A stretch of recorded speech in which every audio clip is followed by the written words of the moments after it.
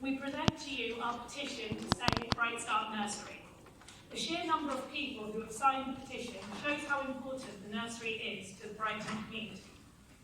As you will see in the petition comments and the deputation given earlier, Bright Start is a lifeline to so many families with diverse needs who would not be able to access comparable childcare from alternative providers in the city.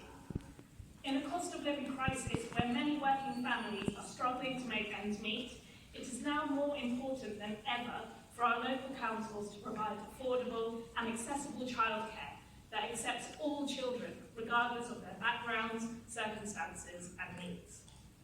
Some of you were previously unaware that Bright Start was even being considered for closure, so we are begging you now to oppose the closure going forward. We strongly feel the loss of Bright Start will do irreparable damage to the city, and solutions can be found to keep it open. We understand you are facing an unprecedented shortfall in funding from central government. We know that nobody wants to cut services, and it's not what you were elected to do.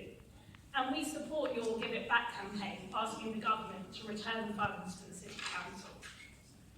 However, we also feel more could be done to fight for our services.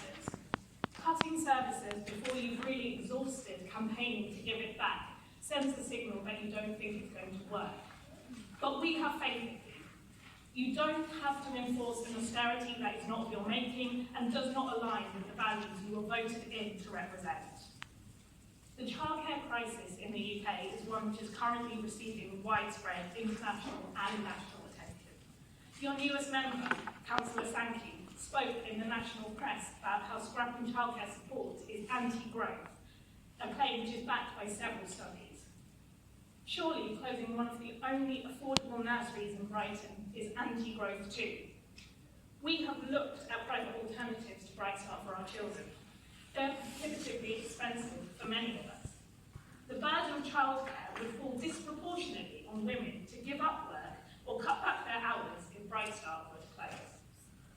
This week, MPs passed a cross-party amendment to agree that childcare counts as essential infrastructure and can be funded by local governments from their infrastructure budgets if they want to do so.